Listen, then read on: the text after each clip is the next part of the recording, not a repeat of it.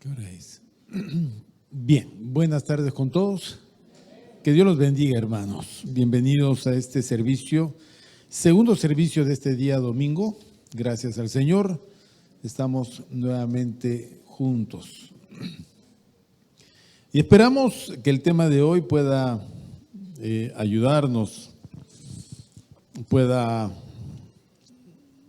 mejorar nuestra comprensión de lo que es la voluntad de Dios, ¿no? Básicamente eso. Quiero partir con el mismo ejemplo que inicié el servicio anterior. Es un texto que está en el Antiguo Testamento, básicamente en el libro de Amós, donde dice: caminarán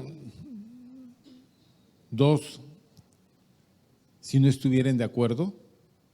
Es decir, dos personas podrán caminar juntos si no estuvieren de acuerdo. A nosotros nos es conocido, sabemos bien que el poder caminar con alguien implica pues la exigencia de tener algo en común. O sea, no puedes caminar con alguien que no sea afín a ti. Aún para las cuestiones, y esto muchas veces no lo entendemos así, en las cuestiones de pareja, por ejemplo, las cuestiones matrimoniales, casarse con el novio o la novia muy diferente va a traer muchos problemas en el futuro. Porque si queremos caminar, ya sea la circunstancia de la vida que querramos, lo que necesitamos es poder estar de acuerdo. Si no estamos de acuerdo es muy difícil. Vamos a ir discrepando, vamos a ir discutiendo y nos vamos a separar, nos vamos a dividir. Esto es lo que pasa, por ejemplo, en las iglesias cristianas, que muchas veces hay muchas opiniones en la iglesia y esto afecta a lo que se llama la unidad de la iglesia. Esto no solo pasa en esta iglesia, pasa en todas las iglesias. ¿Por qué? Porque no hay iglesia perfecta. Recuerde usted que las iglesias son lo que son sus miembros. Es decir, lo que nosotros somos es lo que se desarrolla en la iglesia. Si nosotros somos muy serviciales, la iglesia es servicial. Si usted ve que la iglesia es muy complicada, es porque sus miembros son complicados. Y algunos andan buscando las iglesias perfectas. Iglesias perfectas no existen, no hay. Y si hay alguna, el que va buscando iglesia cuando llega la malogra, porque lleva lo suyo. Y normalmente lo que nosotros somos, pensamos, discutimos, objetamos, sea en la relación familiar, en la relación amical, en la relación eclesiástica, lo que fue, todo parte de un centro llamado nuestra forma de pensar. ¿Ok? Un mismo hecho normalmente es observado de forma distinta por dos personas distintas. Por ejemplo, el sol, el calor. Alguno dirá, qué lindo está el día, está soleadito y calientito. Y el otro dirá, no, es horrible, el sol quema y el calor me agobia. Si te das cuenta, el problema no es del sol ni del calor, el problema es de cómo yo estoy percibiendo, estoy concluyendo, estoy apreciando el hecho. Y imagínense que aquí no somos dos, aquí somos cientos. Entonces, en medio nuestro hay cientos de opiniones y pareceres y conclusiones. Hay juicios de valor totalmente diferentes. ¿Cómo hacemos con la iglesia? La iglesia de Cristo lo ha padecido y lo padece hasta el día de hoy y lo va a seguir padeciendo hasta que Cristo venga por segunda vez. Que el hecho que nosotros discrepemos, estemos objetando la vida, hace imposible que caminemos juntos. Entonces, si no caminamos juntos, cada uno anda por su propio sendero. Ahora, si se trata de nuestra relación con Dios, hay que tener entendido que Para caminar con Dios hay que estar de acuerdo con Dios, obviamente, siguiendo el principio. Caminarán dos si no están de acuerdo. ¿Puedo yo caminar con Dios si no estoy de acuerdo con Dios? No, no se puede. No se puede. Pero, ¿cómo nos ponemos de acuerdo con Dios? ¿Ah? ¿Cómo nos ponemos de acuerdo con Dios? La pregunta puede hacerse de forma más precisa. Es, ¿Dios se tiene que poner de acuerdo conmigo o yo tengo que ponerme de acuerdo con Dios? ¿Qué dicen ustedes? Dios se tiene que poner de acuerdo con nosotros. ¿No? ¿Eso es lo que han dicho ustedes? No estamos de acuerdo, ¿eh? ¿Cómo es entonces? ¿Es Dios se tiene que poner de acuerdo con nosotros o somos nosotros con Dios? Nosotros. No hay otra respuesta a esa pregunta. Pero el gran problema es que Dios está allá en los cielos y tú acá en la tierra. Y esa separación no es solamente física, sino que los cielos, como lugar de morada, implica que el ser que allá vive, que se llama Dios y cuya morada en los cielos, es un ser perfecto, porque solo perfección entra al cielo y solo la perfección mora en el cielo. Mientras que acá en la tierra, los seres humanos que fuimos creados a imagen y semejanza de Dios, perdimos hace mucho tiempo cualquier facilidad de relación con Él y andamos en enemistad. Es decir, nosotros en la tierra siempre pensamos diferente que Dios. Siempre buscamos las cosas que no van con Dios, por naturaleza. Por eso que la carta a los Efesios nos llama hijos de ira o hijos de desobediencia. Es que a pesar de que hayamos sido creados a imagen y semejanza de Dios, siempre tendemos a oponernos a Dios. Entonces, si se trata de caminar con Dios, imagínense, y yo tengo que ponerme de acuerdo con Dios, está bien complicado, porque ¿dónde está Dios? ¿Dónde lo encuentro? ¿Dónde lo hallo para decirle, bueno, pues Dios, pongámonos de acuerdo? Imagínense si con la persona que tú ves dificultas en ponerte de acuerdo, ¿cómo será ponerte de acuerdo con alguien que no ves? A Dios nadie le vio jamás, dice la Biblia. Entonces, ¿cómo me pongo de acuerdo con alguien a quien yo no veo?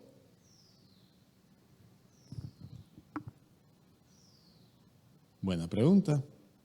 Para poder caminar con Él, ¿cómo hago? ¿Cómo hago? Porque si no me pongo de acuerdo, Él caminará para allá, yo siempre estaré yendo en sentido discordante, por otro lado. Pero la meta es allá, pero yo estoy yendo por allá, entonces yo nunca voy a llegar a la perfecta voluntad de Dios. Ahí es donde la vida cristiana se hace difícil. Porque la vida cristiana es caminar con Cristo. Claro, hay que caminar con Cristo. Como los discípulos, ¿no? Pero ¿cómo es que estos hombres caminaron con Cristo? Porque Cristo los llamó y le dijo, tú sígueme. No, Cristo no dijo, ¿a dónde va muchacho? Yo lo sigo. El maestro no va a seguir a los discípulos. ¿No es cierto? Porque si eso hubiese sucedido, estarías viendo a Jesús dejando la carpintería para meterse de pescador. Ya ves al maestro echando las redes. Él no vino a subirse en ninguna barca. Él no vino a cambiarse de carpintería. Él no vino a buscar una nueva ciudad que pues, Nazaret de Galilea le era muy, no sé, pues no le gustaba. Él buscó a los discípulos y le dijo, sígueme. Entonces el discípulo tenía que seguir al maestro. El maestro iba para allá, el discípulo iba para allá. Acá dormimos, acá dormimos. Acá comemos, acá comemos. ¿Qué comemos, Señor? Hoy no hay comida. Hoy no hay comida, chicos. Y todo lo que Jesús hizo, enseñó. Ellos estaban ahí para aprender, para escuchar, como usted está sentado acá. Finalmente, todas estas palabras, aunque no las recordaban en el momento y les era muy difícil tratar de retenerlas en su mente, fueron guardadas en su corazón. Y cuando llegó el Espíritu Santo, lo que hizo el Espíritu Santo fue avivar estas palabras y darles el sentido correcto. Y ellos empezaron a tener una comprensión diferente. Porque habían estado con Cristo. Habían caminado con Él. Y así los reconocían todos. ¿No son estos esos Galileos? Si son como él, el Galileo. Eso es lo que la gente debería decir de nosotros, que somos gente extraña, que somos gente rara, porque no caminamos como camina el mundo, caminamos como camina Cristo. Pero como el mundo no conoce a Cristo, a ellos les parece cosa extraña nuestra forma de caminar, nuestra forma de hablar, nuestra forma de vivir, nuestra forma de comer, nuestra forma de trabajar. Porque nosotros no seguimos el molde del mundo, ya. Ahora con Cristo, como queremos caminar con Él, tenemos que ponernos de acuerdo con Él, tenemos que aprender cómo es Él, cuáles son sus caminos y caminar. Y caminar. En la medida que nosotros vamos desarrollando esta forma de caminar, vamos desarrollando lo que se llama la perseverancia cristiana. Hasta que llega un punto cuando eso ya se convierte en tu estilo de vida. Pero hay que aprenderlo. Es como el niño. Al niño hay que enseñarle a cambiarse, a bañarse, a vestirse, a comer, a hacer sus tareas, a ser obediente, a ser disciplinado. Todas esas cosas los niños no lo traen de nacimiento. Está protestando allá. Porque escuchó que tenía que aprender. ¿Ve? Y tenemos que enseñar. ¿Y la tarea de quién es? De los padres. Entonces, ¿qué hacen los padres? Lo mismo que estamos enseñando. Le ayuda al hijo a caminar. Todo niño tiene que caminar por los mismos caminos que transita su padre. Por lo tanto, los padres tienen que escoger los mejores caminos o el mejor camino. ¿No es cierto? El camino de la virtud. ¿Es cierto? Es cierto, es cierto, es cierto. ¿O cómo quieres que sea tu hijo? A ver, no sé, porque de repente tiene usted una opinión diferente. Ya saben la historia ustedes. Ya saben la historia, se la voy a volver a contar. Por si no la sabe alguno. Y dice el padre a sus hijos: hijos, yo voy a hacer todo lo posible para que ustedes sean lo que ustedes quieren ser.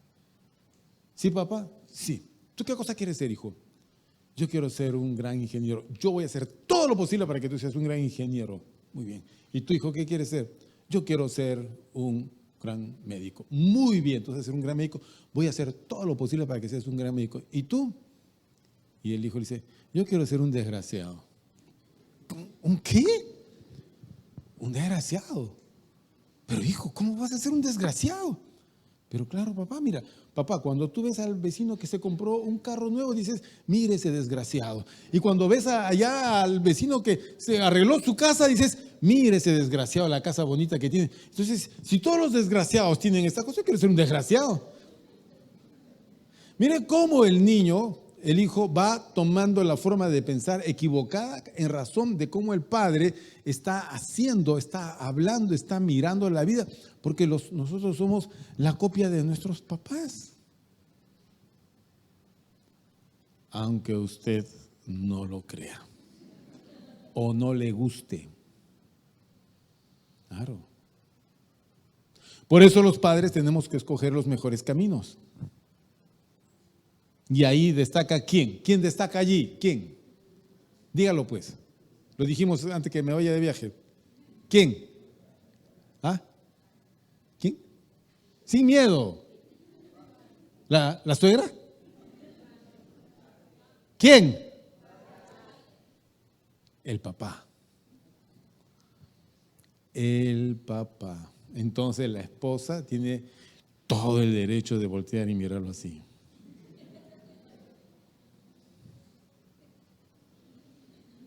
El papá. Porque cabeza de la mujer es el varón. Cabeza del hogar es el padre.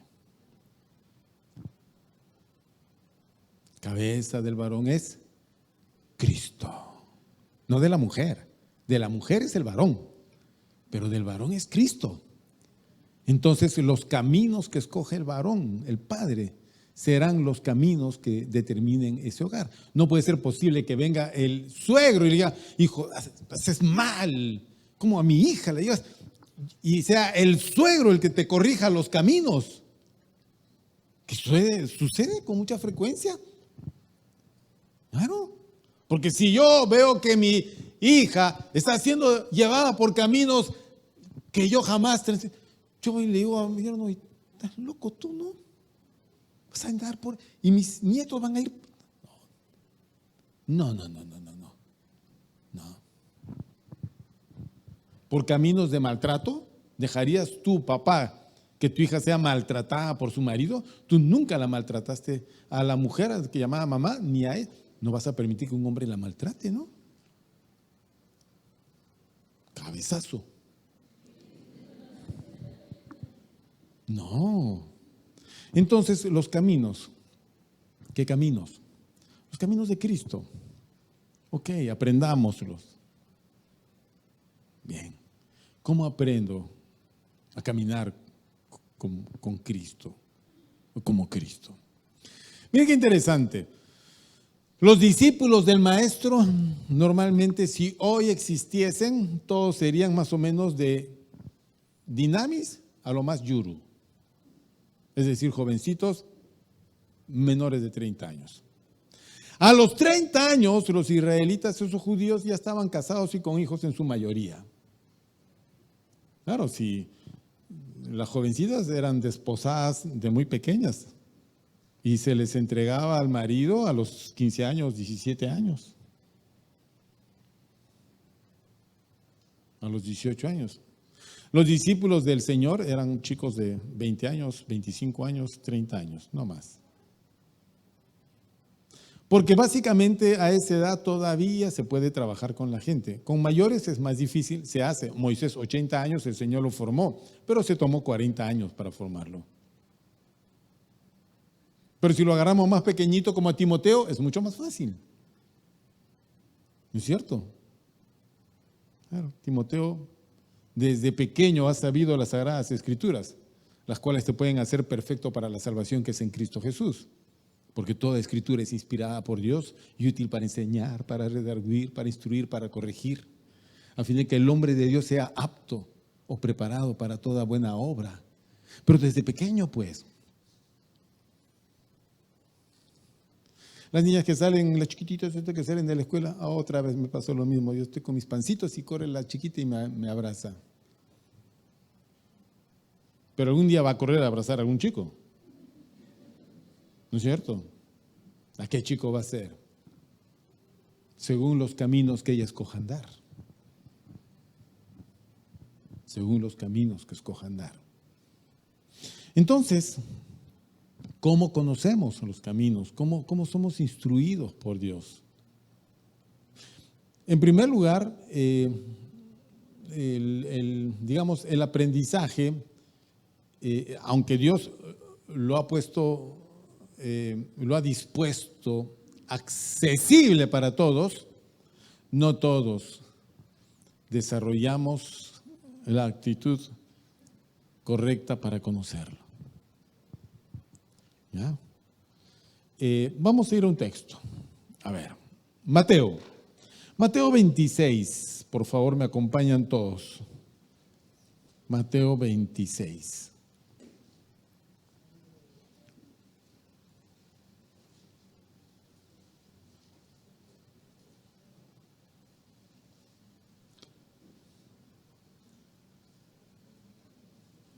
Perdón, primero Juan. Sí, Juan 13. Evangelio de Juan, capítulo 13.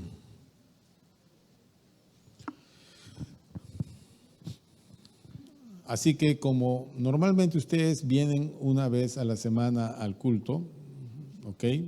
Algunos una vez cada 15 días y otros una vez cada vez que pueden. Les voy a rogar que dispongan toda su atención y hagan el esfuerzo para no caer en la somnolencia, el sueño y el agotamiento, porque de eso también vamos a hablar. ¿Ya? Entonces, antes de leer capítulo 13, oramos. Padre bueno, gracias te damos en el nombre de Jesús. En esta hora, Señor, llegamos a tu presencia.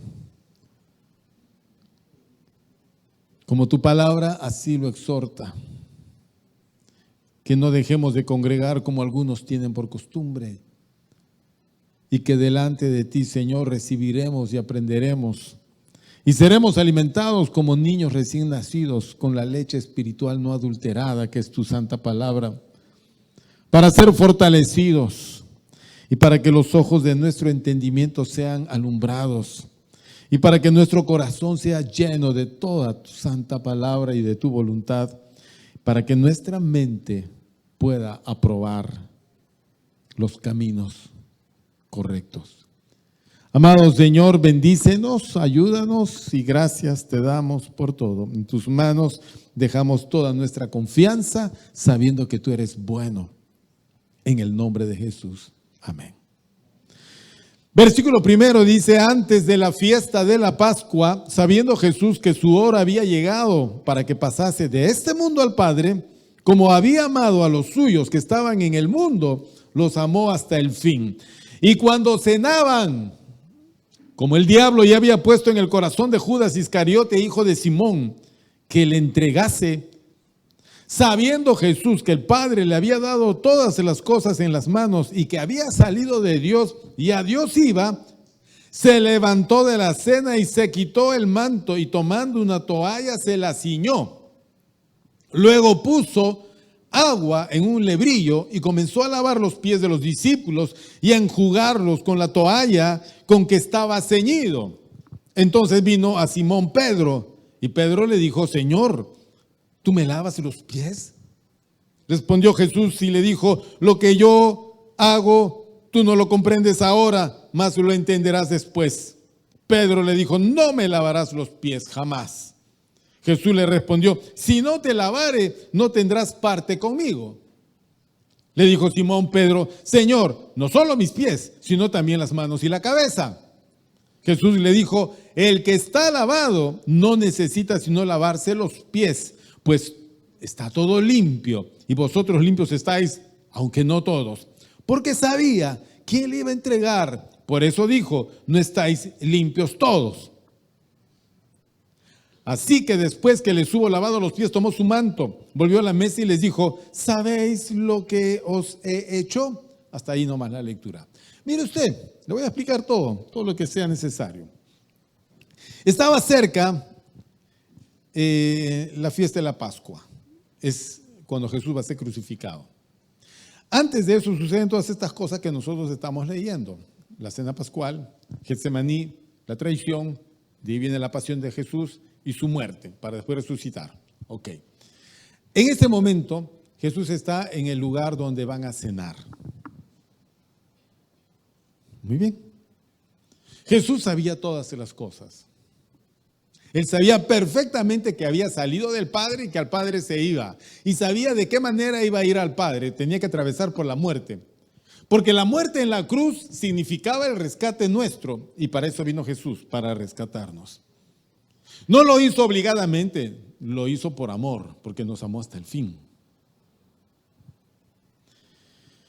Y cuando estaban cenando, el diablo ya había puesto en el corazón de Judas Iscariote que le entregase. Miren, todas las cosas que pasan allí. Entonces, ¿qué hace el Señor? El Señor está aquí y tiene a sus 12 discípulos. Van a cenar. Okay.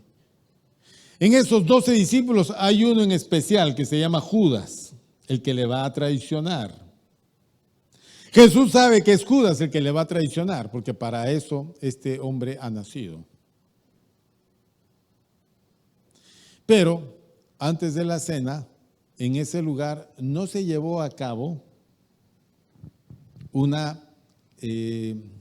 una acción, digamos,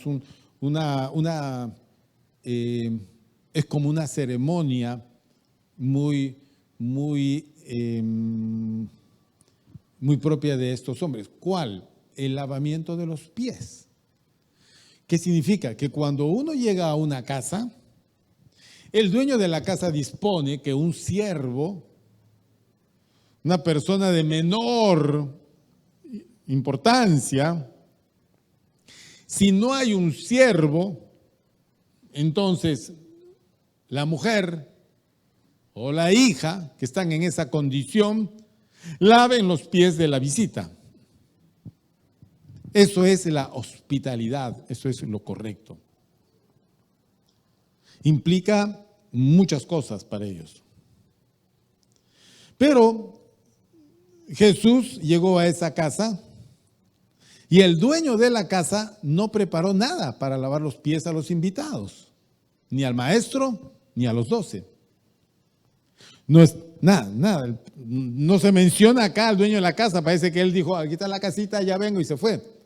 No se menciona. Está Jesús, toda la casa dispuesta porque los discípulos lo prepararon. Y ahora el maestro tiene que darles una lección a estos, porque su vida era de dar lecciones. Ok. Entonces, ¿qué hace?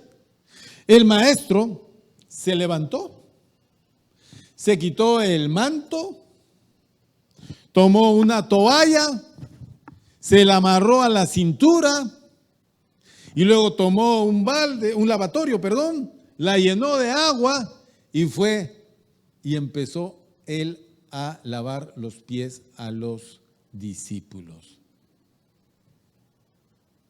¿Ok? No llegó el maestro, levante el pie, pues oye. No, el maestro llegó y se tuvo que postrar como un siervo lo haría. Se postró y lavó los pies y los secó con la toalla. Y así pasó al segundo. El hecho dejó a los discípulos perplejos. Porque ¿cómo el maestro se va a humillar para lavarle los pies? Entonces cuando llega a Pedro, Pedro le dice, maestro, ¿tú me vas a lavar los pies? Si eso es labor de siervos. Entonces Jesús le responde, lo que yo hago, tú no lo comprendes ahora, lo entenderás después. Pedro le dijo, no me vas a lavar los pies jamás. Jesús le dice, si yo no te lavo, no tendrás parte conmigo. Ahí hay mucho significado que hoy no lo vamos a tocar.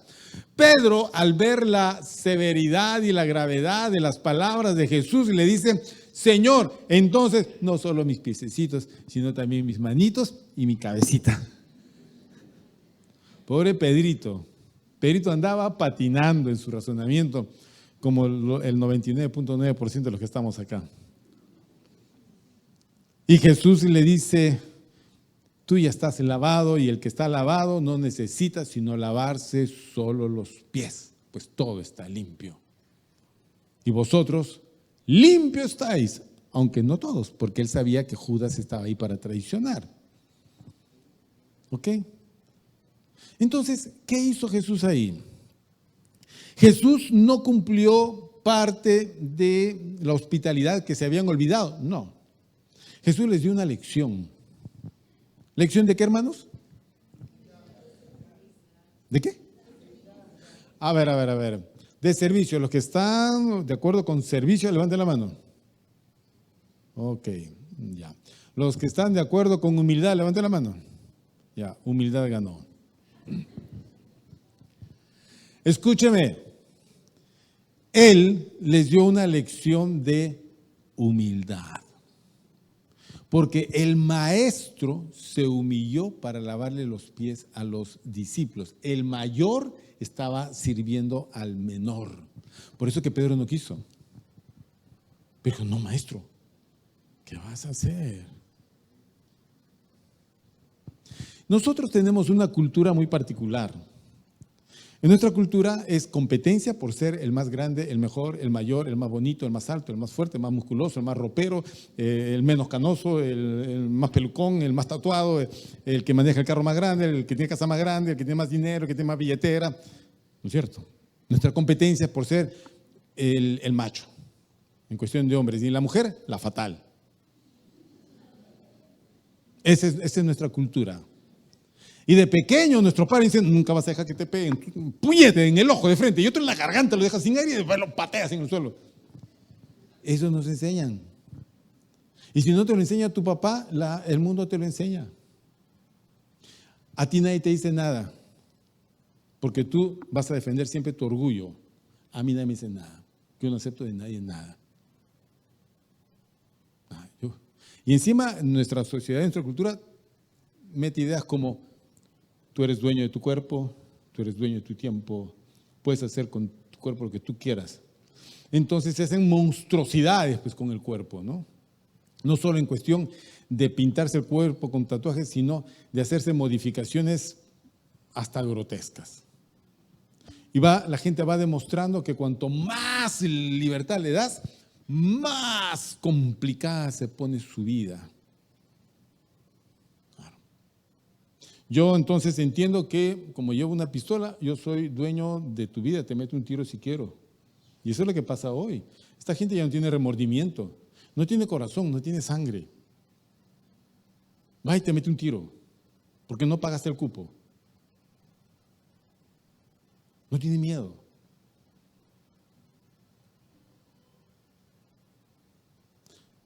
Los negocios es una competencia muy dura. Hay que comernos al más pequeño. Y si lo hacemos, bueno, los medios son lo de menos. Bien, a nivel personal, como ya te dije, tú defiendes el tuyo y pones una barrera. ¿Ok? Nadie, menos el pastor, me va a decir a mí qué tengo que hacer, cómo tengo que ser. Y yo soy pastor de ovejas, no de cabras ni de burros. ¿Me entienden? Si tú tienes naturaleza de oveja, nos va a ir muy bien. Si tú tienes naturaleza de cabra, vas a ser un problema. Si tú tienes naturaleza de burro, no vas a entender nunca nada. Solo dar patadas y nada más. Eso decía un pastor, que en todo rebaño siempre hay 3 tipos de animales, ovejas, cabras y burros. Solo repito lo que una vez escuché. No piensen que lo digo para ofender a alguien. Entonces, nadie podría ayudarte en nada. Es como que yo vaya al doctor, me siento mal, ya, échese en la camilla, quítese la ropa, quítesela usted. Me voy, calato yo. Ya, ese nunca va a sanar de nada. ¿No es cierto? Es como que di el examen, estuvo mal y el profesor me pone un 0,5 y voy y le digo, ¿por qué me pone usted 0,5? Póngame 20 en este momento, póngame 20. Yo soy el más vivo en todo este salón, vas a poner tu viejo 0,5. ¿Te imaginas cómo sería el mundo? Bueno, hay gente así. Cuando manejan así. Cuando hablan así. Ellos tienen sus propios caminos, su propia filosofía. Bien, ese nunca va a caminar como Cristo anduvo. Y como no camina como Cristo anduvo, nunca llegará a la meta que Cristo señaló. Él llegará a la desgracia, llegará a la miseria, llegará a la demencia, llegará a suicidio si tú quieres, pero nunca llegarás a una meta gloriosa. Porque no sabrás entender y no tendrás capacidad de escoger el camino correcto. ¿Por qué? Porque el principio es siempre la humildad. El humilde es esto: siendo yo el maestro y el mayor, me hago pequeño, siervo y menor, y le lavo los pies a los que son menores en todo.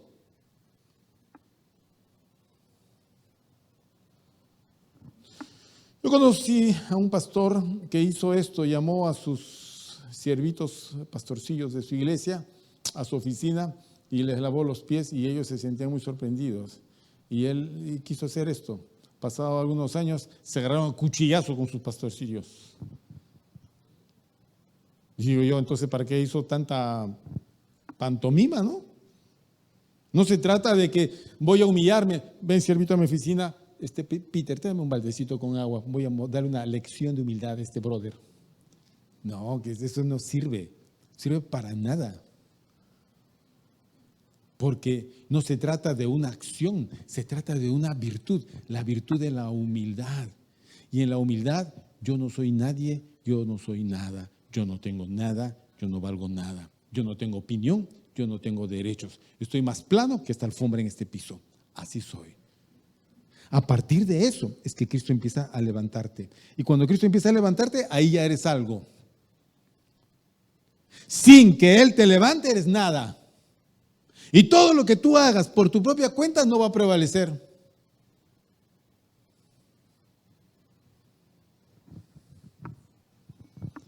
Entonces estos señores quedaron perplejos. Más adelante entendieron que la lección era una lección de ser humildes. Se hizo siervo el Señor Jesús. ¿Y qué siervo? Obediente hasta la muerte y muerte de cruz. ¿Alguno de nosotros, alguno de ustedes hemos sudado sangre? ¿Sangre? Y dices que has sufrido mucho. No has sufrido como deberías de sufrir. No. Sudar sangre, yo tengo el nombrecito por acá. Sudar sangre se llama hematridosis. Te voy a explicar qué cosa es la hematridosis. ¿Quieren que les explique qué cosa es? Ok, sigo entonces. Toda glándula sudorípara tiene una pequeña venita y una pequeña arteria que nutre de alimento a esas células que están ahí, que trabajan duro. Bien. Entonces, cuando una persona está sometida a una tensión brutal, terrible, esas venitas estallan, pero estallan en la glándula sudorípara.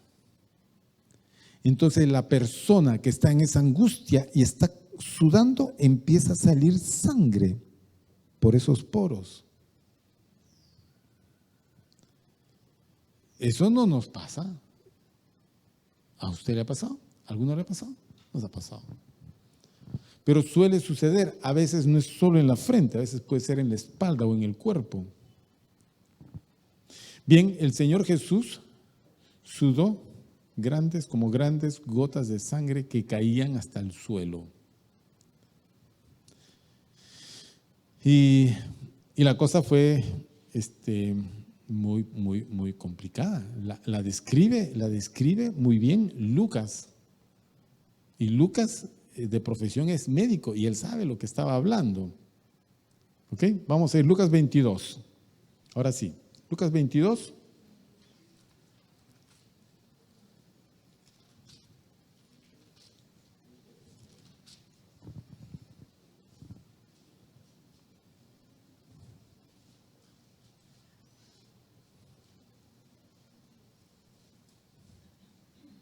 Versículo 39.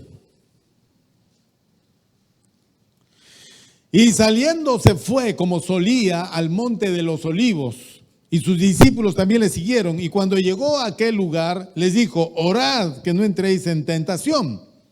Y él se apartó de ellos a distancia como de un tiro de piedra, y puesto de rodillas oró, diciendo: Padre, si quieres, pasa de mí esta copa, pero no se haga mi voluntad, sino la tuya.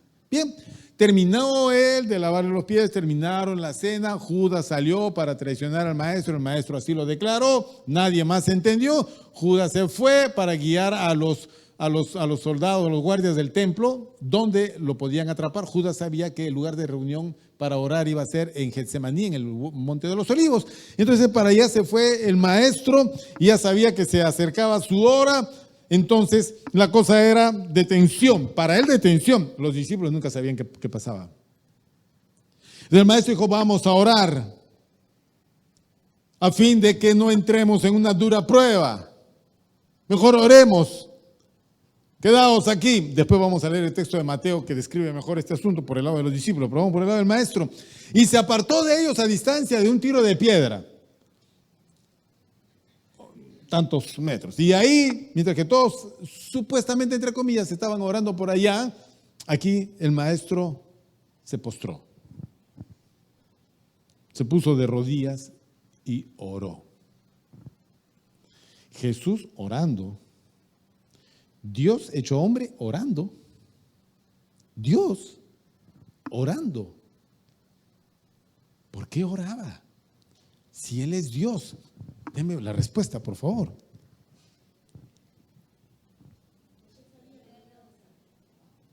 No, sí, yo sé que Él sabía que iba a pasar, pero ¿por qué tenía que orar? Por ahí escuché una...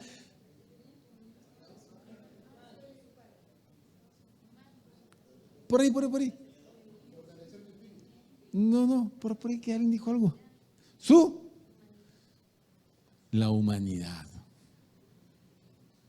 Porque Él es Dios hecho hombre.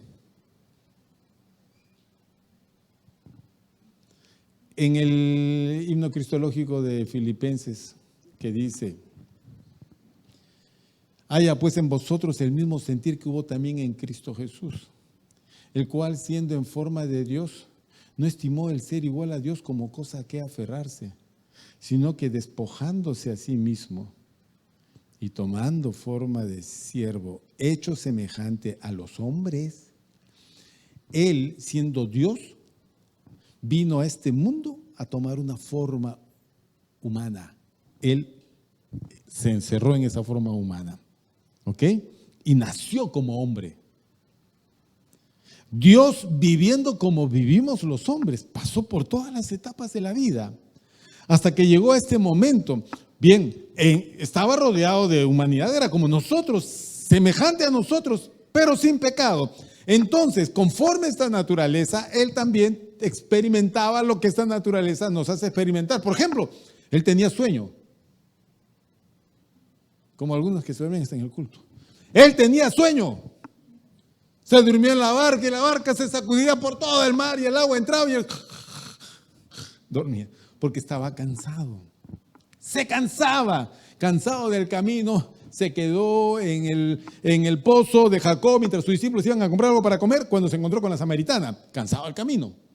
Se cansaba. Dios se cansaba. Como que tenía sueño. Pero allá en el cielo Dios no duerme ni se cansa. Porque Él no tiene la naturaleza débil de la humanidad. Él es espíritu, infinito, eterno, inmutable, en todas sus características. Bien, ¿qué otra cosa? Tenía sed. Teniendo sed, le dice a la mujer, mujer, dame de beber. Tenía sed. Tenía hambre. ¿Tenéis algo de comer?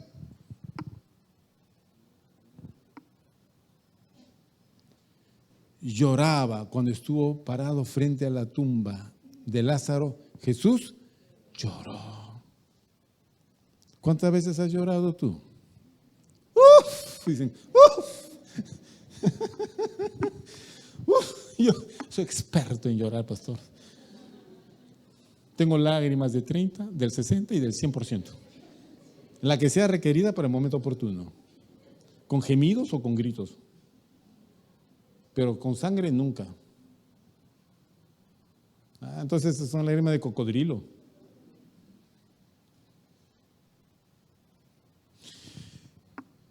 Entonces Jesús fue a Getsemaní para confrontarse con un hecho, la voluntad del Padre. Él tenía una voluntad. El Padre tenía una voluntad. Tú tienes una voluntad, yo tengo una voluntad. ¿Ok? Posiblemente tú en la mañana tuviste una batalla en tu voluntad. Voy, no voy al culto, voy a ver que el pastor ha regresado. No quiero ir, entonces. Es tu voluntad. Hasta que, no sé qué hacer. Y tu mamá dijo, te vas al culto. Ya, mamá, está bien. Viniste contra tu voluntad. O tuviste la voluntad dispuesta. Amor, vamos al culto. O quizás tu voluntad tuvo que ser empujada por un gigante en la casa. Tu hijo, papi, vamos a la escuela. Entonces te llevó, te trajo tu hijo, como fuera. Es tu voluntad. No hay mejor cosa que tener una voluntad dispuesta a la voluntad de Dios. Pero cuando se trata de morir, ¿quién tiene esa voluntad de morir? ¿Quiénes quieren morir jóvenes? Nadie. ¿Quiénes quieren morir sufriendo, en agonía? ¿Qué preguntas, pastor? ¿Quiénes quieren vivir? Qué lentitud, mi madre.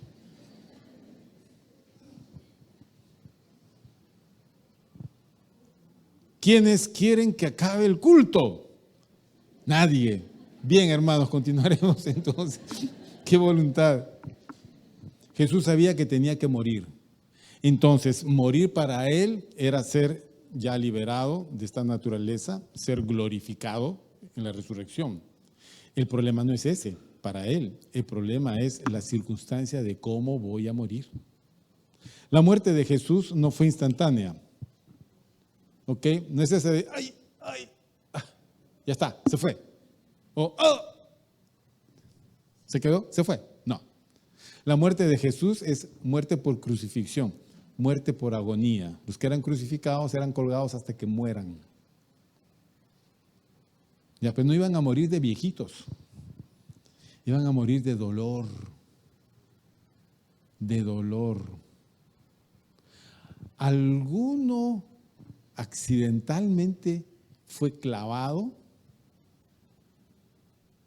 ¿Sí? ¿Cómo, hermana? ¿Cuándo la clavaron a usted? ¿En la mano? ¿Con un clavo? ¿Le atravesó? No. ¿Alguno fue atravesado por un clavo?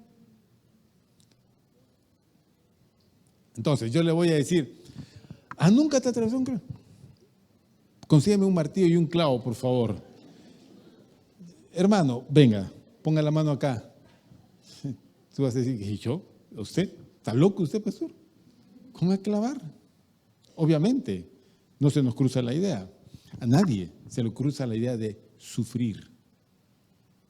¿Ok? Bueno, pero vamos a sufrir. Bueno, suframos por los que amamos, los hijos. Entonces los padres trabajan y hacen todo para que sus hijos sean fuertes, sean hombres y tengan y continúen la tarea. Y el padre ya se hizo mayor y ya más gastadito. Ya, está bien pues. Esa es la tarea, pues somos hombres. Okay. Por los que amamos. Pero sufrir por los que no amamos.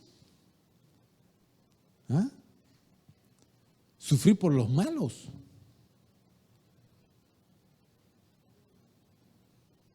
¿Quién puede sufrir por alguien que le aborrece? Jesús nos amó hasta la muerte y nosotros le aborrecíamos y le odiábamos. Así hemos vivido, religiosos o ateos, igualdad.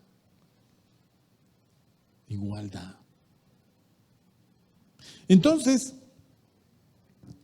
el maestro sabía perfectamente que lo iban a llevar, lo iban a agarrar a puñetazos, le iban a poner una tela en la cara y así le iban a meter de puñetazos diciendo, profetiza, ¿quién es el que te golpea?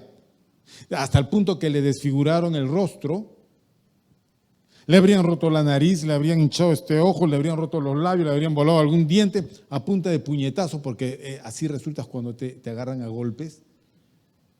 Después de eso lo llevaron acá, lo interrogaron allá, lo llevaron por acá, lo maltrataron, le injuriaban, le insultaban, le escupían, y después lo llevaron donde Pilato, le dijeron este no, así lo devolvieron por acá, hasta que Pilato dijo, bueno, ¿qué cosa quieren? Queremos que lo crucifiques. Pilato dijo, a ver, tráiganlo para acá. ¿Tú quién eres? Nada. ¿No sabes que tengo yo autoridad para enviarte a la muerte o darte libertad? No, tú no tienes autoridad. La única autoridad es del cielo, la de mi Padre. Entonces tú eres rey. Para eso he nacido. Pero de este mundo no lo soy. Porque si fuera este mundo ordenaría a mis súbditos que me liberen, pero no. Pilato dijo, este es un demente, este es un loco, yo no tengo nada que ver acá.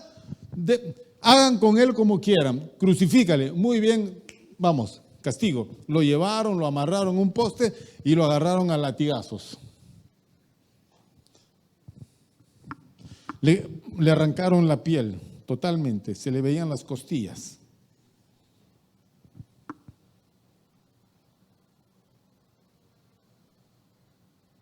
Si tú estás padeciendo la silla. Ay, ¿hasta qué horas, pastor? Ya se me adormeció el coxis. Y a él lo masacraron. Él sabía eso. Y la sangre corriendo. Y el dolor insufrible. Finalmente tejieron una corona de espinas y se la clavaron en la cabeza. Y la sangre corría por su cuerpo. Y de ahí lo llevaron a la cumbre de ese montecito que se llama el Calvario. Llevando en parte el peso del madero, como ya no podía, otro tuvo que ayudarlo, Simón de Cirene. Y así llegó. Lo pusieron en el suelo, sobre el madero, y agarraron los clavos de este tamaño, que eran como punzones. Y se lo pusieron no acá, se lo pusieron acá, que es más doloroso. Y de un golpe lo atravesaron. ¡Pah! Una mano. Y después la otra muñeca. ¿Crees que no dolía eso? ¿Crees que no dolía? Después le juntaron los pies y de un solo golpe se lo atravesaron. Y cuando lo levantan en la cruz, lo que lo sostienen son los clavos. Su peso lo tortura. Los médicos dicen que esa debe ser la peor muerte que se le puede dar a un hombre. Porque no mueres en 1 hora, no mueres 2 horas. Dura 1, 2 días en agonía. Y como está colgado, se ahoga, porque los pulmones se llenan de líquido, tienes que expectorar. Y para respirar mejor tienes que... Y mientras que quieres hacer eso, te está matando de dolor.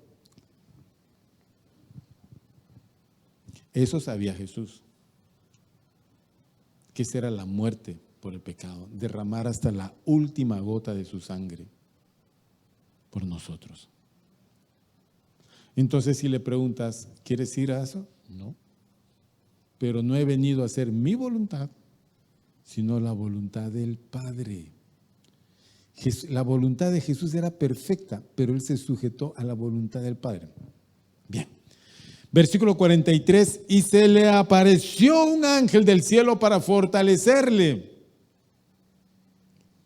El Padre envió un ángel para darle ánimos por la prueba que Jesús iba a enfrentar, y estando en agonía, oraba más intensamente. ¿Saben qué significa intensamente? ¿Has agarrado alguna vez algo elástico y lo has estirado hasta que ya no da más? Eso es intensamente. Así era la oración de Jesús. No es como la oración de, ay, padre, papito, tengo mucho sueño, pero voy a darte las gracias. Gracias, papito, por todo. ¿Esas oraciones? No. Yo sé que hay oraciones y oraciones para los momentos diferentes, ¿no es cierto? Si te levantas en la mañana, darás gracias, Señor. Ya, si te vas a acostar, gracias, Señor. Y si vas a orar por los alimentos, gracias, Señor. Ya, estás en otro momento, estás con tu Biblia. Padre bueno, háblame, enséñame, instrúyeme, Háblame, Señor, ayúdame, Señor. En otro momento dirás, Señor, te pido por mi familia porque necesitamos tal cosa. En otro momento, Señor, te pido por los hermanos que están pasando una prueba. Señor, te pido por nuestra iglesia. Son momentos diferentes. Pero si vas a enfrentar el sufrimiento, entonces entras en agonía y tu oración es una oración, sufro porque tengo que enfrentar la aflicción y el dolor más grande que se puede imaginar. Y la sangre empezó a brotar por su frente, sudaba y ¡tac! Caía a tierra la sangre así. ¡Tac!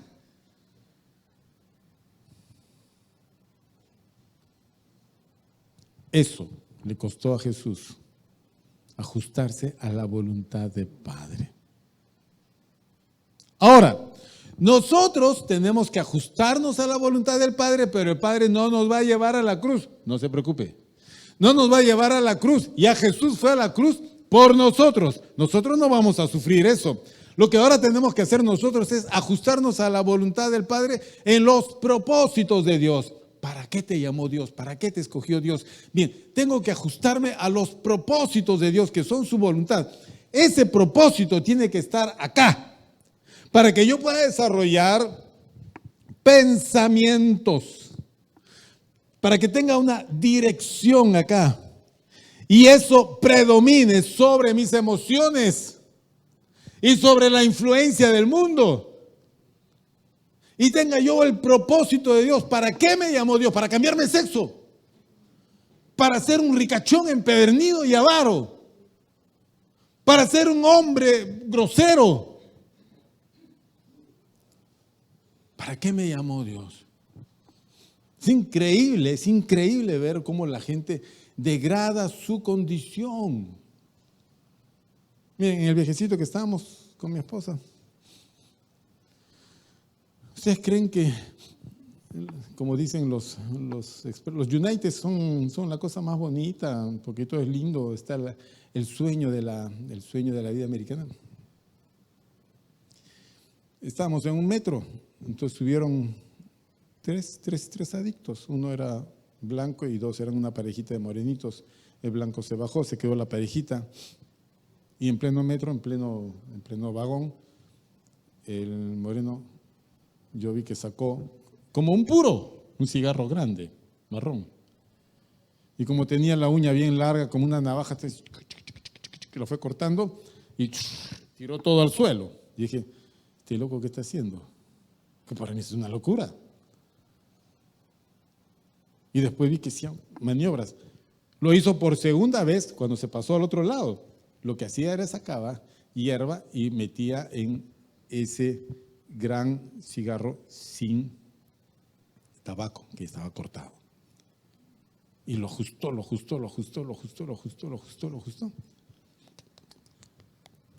Y lo pegó.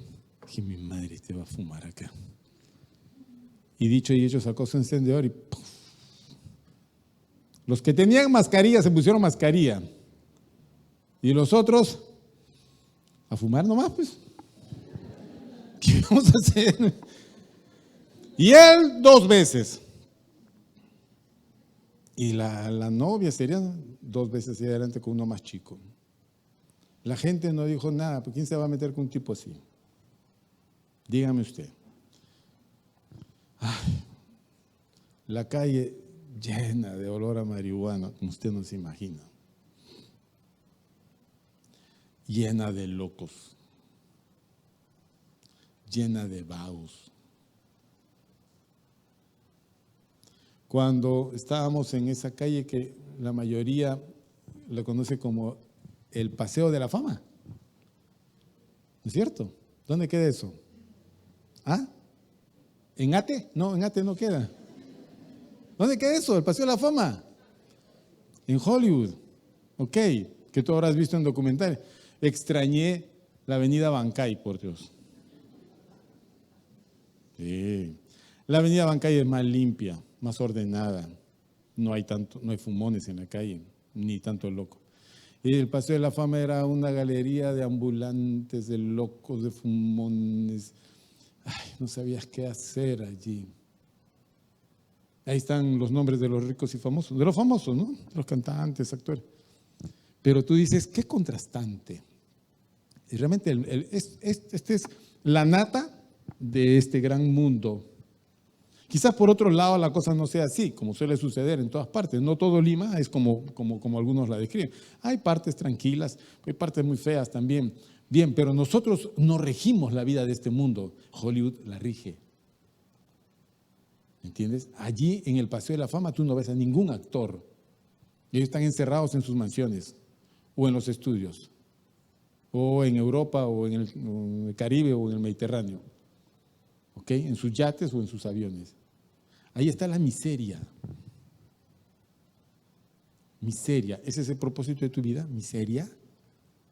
¿Miseria? ¿Te gusta la miseria? ¿Cuál es el propósito de Dios? Nunca lo entenderás a menos que te humilles y le digas, Dios, yo necesito un propósito para mi vida. Nosotros admiramos a personas que nunca vamos a ser como ellas. ¿Ok? Entonces tú ves TikTok y todas esas plataformas, te muestran, ya, Messi, pone Messi. ¿Sabes cuánta plata tiene Messi? Nunca vas a tener ni el 1% de lo que él tiene, pero tú, a ver. Y así te estimulas a la avaricia y la codicia. Por ejemplo, se compró un avión, un jet de 15 millones, y se compró un yate de 200 millones, y diariamente gasta tanto. Messi. Los goles de Messi. Yo no digo que sea un mal jugador, para mí es excelente. Ok, pero ¿qué estamos haciendo, hermanos? Cada vez que nos enchufamos a esas plataformas, nuestros propósitos se van degradando, porque nos enseñan a amar este mundo, a amar las cosas de este mundo. Y ustedes saben que el mundo está bajo el maligno. ¿Ok? Y Juan se los dijo a sus discípulos, no améis al mundo ni las cosas que están en el mundo. Porque el que ama al mundo, el amor del Padre no está en él. Y el mundo y Dios no van de la mano. El deseo de los ojos, el deseo de la carne y la vanagloria de la vida no son los propósitos para nosotros. No son los propósitos. ¿Cuáles son los propósitos? Los propósitos son la gloria. Hollywood no trae gloria. No lo trae. Hoy vamos a darle el premio a la mujer más bella en Hollywood, el premio a la belleza y en honor de su gran carrera, nuestra gran actriz, fulanita de tal. Salió una pasita que apenas podía caminar así, esa era la belleza. No hay belleza, pues. Porque la señora cumplió el ciclo de la vida, lo que todos vamos a cumplir. La belleza no está en eso. Así que por más que te arregles, te estires, te inyectes, te operes, igual es todo. ¿Cuál es el propósito? Jesús llamó a estos hombres para que aprendan el propósito de Dios. Y los llevó al plano de la humildad, porque es en el plano de la humildad cuando tú conoces estos propósitos y los puedes afirmar acá. Aquí, en tu mente. Si está en tu mente, está en tu corazón. Y si está en tu corazón, está en toda tu vida. Las emociones no te van a traicionar, porque tus pensamientos van a ser firmes. Y cuando sientas que tu mundo interior se deshace, como el rey David dijo, ¿por qué te turbas, oh alma mía? ¿Por qué te turbas dentro de mí? Espera en Dios, porque aún he de alabarle. Como dice Pablo, ¿está alguno triste? ¿Qué le dice? Haga oración. ¿Está alguno alegre? ¿Qué le dice? Cante alabanza. En el mundo diría, ¿está alguno triste? Vaya, embriáguese. ¿Está alguno alegre? Vaya, no vaya a la iglesia, pero vaya a divertirse más allá, a la playa. Vámonos a Cancún a gastar la plata. ¿Y después qué? ¿Qué ganamos? Mis queridos hermanos, la vida es una sola. Fuera de esta no hay otra. Fuera de este tiempo no hay otro tiempo. Estamos aquí para aprender a caminar. Pero no podemos caminar con Dios si no estamos de acuerdo con Él. Estar de acuerdo con Dios es aprender sus propósitos.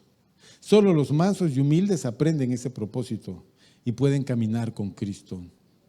Si caminas con Cristo, llegas a la meta. Si caminas sin Cristo, te quedas postrado en el desierto. Tú tienes que decidir. Nadie puede decir por ti. Absolutamente nadie. ¿Ok? Esta es tu iglesia. Esta es tu casa. Nunca te apartes de ella. No busques otra iglesia, porque todas las iglesias somos iguales. No hay mejor iglesia ni peor iglesia. Las iglesias son como son sus miembros que ahí se congregan.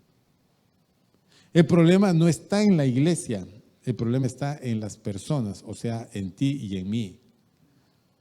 El único remedio a este gran problema es la humildad. Seamos todos de un mismo sentir, como el de Cristo Jesús. No estimemos nada fuera de ese orden. Respetemos, amemos, sirvamos, hagamos las cosas que Dios quiere que hagamos. No hagamos otra cosa.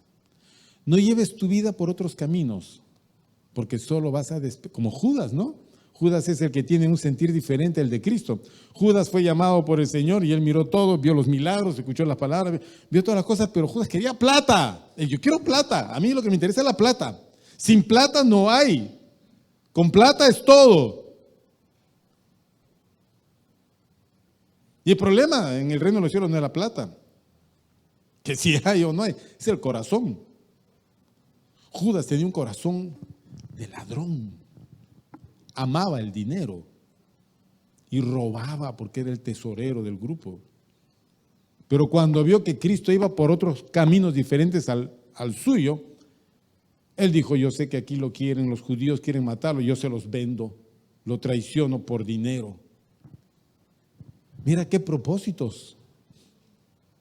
No, nosotros amamos, si amamos a Dios, amamos su obra, amamos al pueblo de Dios.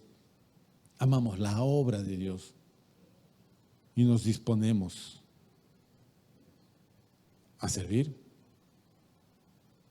a cargar el lebrillo con la toalla y servir a nuestros hermanos, desde los más pequeñitos hasta los mayores, desde los que están cerca hasta los que están lejos, de los que parecen lindos y otros que no parecen tan lindos, porque los hay. Por la valoración de uno.